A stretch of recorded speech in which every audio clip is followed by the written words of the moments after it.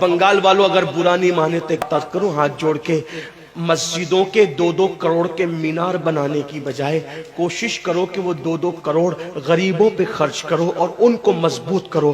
اگر ہماری قوم 10 سال میں مضبوط ہو گئی تو 2 نہیں بلکہ 10 کروڑ کے مینار ہم بنا سکیں گے۔ اس لیے میری گزارش ہے جلسوں کے خرچے بھی کم کرو، شادیوں کے خرچے بھی کم کرو اور سب خرچے کم کر کے اپنی قوم کو مضبوط کرو۔ حضور علیہ السلام اسی لیے تشریف لائے تھے۔ تو دیندار بنو، مالدار بنو، اور نمبر 3 ایجوکیشن پہ بہت محنت کرو۔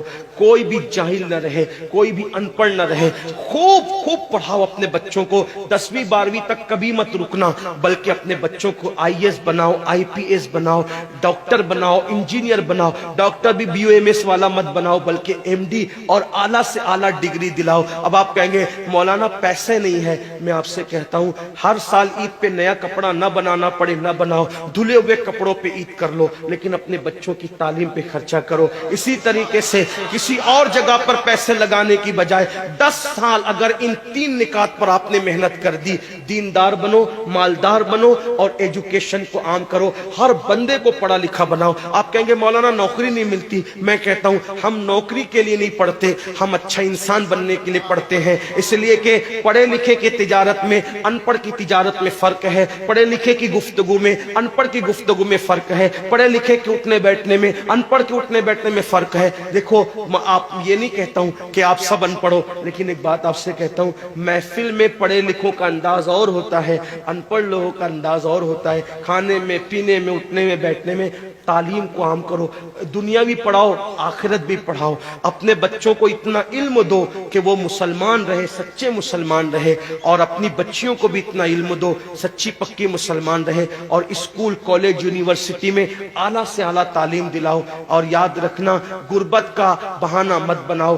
بیٹیا کی شادی ہوتی ہے تو لاکھوں روپے کہاں سے آتے ہیں، اور آپ سے کہتا ہوں 8 گھنٹے محنت کرنے کی بجائے 16 گھنٹے محنت کرو، محنت میں پیچھے مت ہٹو، اپنے بچوں کو پڑھاؤ۔ صرف 10-12 سال ہندوستان کے تمام مسلمان محنت کر کے اپنے بچوں پہ محنت کر لیں، کوشش کر لیں، کاوش کر لیں، تو دیکھنا نقشہ بدل جائے گا۔ یہ بھی آپ سے کہتا ہوں، ایک بات کہتا ہوں، منع نہیں کر رہا ہوں، اگر مجھ سے غلطی ہو تو میرے علماء اصلاح کریں گے، آپ میری ذات کو دیکھ کے قبول نہیں کرنا۔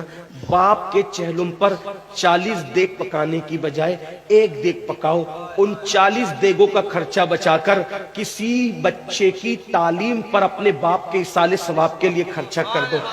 پیر صاحب کے مزار پر 1 لاکھ کی چادر لا کے ڈالنے کی بجائے 100 روپے کی چادر ڈال دو، باقی کے پیسے بچا کر غریبوں کی تعلیم پہ خرچہ کر دو۔ پیر صاحب کے ایصال ثواب کے لیے وہ اس 1 لاکھ کی چادر سے جتنا خوش ہوں گے، وہ 100 روپے کی چادر سے بھی اس سے زیادہ خوش ہوں گے، کیونکہ آپ نے کسی کو اٹھا دیا، کسی کو آپ نے ترقی پہ لے گئے۔ ایک بات کہتا ہوں، میرا پیر جنتی ہے تو میرے پیر کو میری 1 لاکھ کی چادر سے کیا غرض، اس کو تو جنت میں اس سے بہتر لباس مل چکا ہے، اس کو تو 1 لاکھ کا اس سے بہتر لباس مل چکا ہے۔ تو یہ باتیں تلخ لگے معاف کرنا، لیکن آپ سے ایک بات کہتا ہوں، رسومات سے نکلو، حقیقتوں کی طرف آؤ، رسومات سے نکلو، سچائیوں کی طرف آؤ۔ ایک دوسرے کو گرانے کی کوشش مت کرو، ایک دوسرے کو اٹھانے کی کوشش کرو، آپس کے جھگڑے ختم کرو۔ تیرا سلسلہ بڑا، میرا سلسلہ بڑا، تیری برادری بڑی، میری برادری بڑی، تیرا پیر بڑا، میرا پیر بڑا۔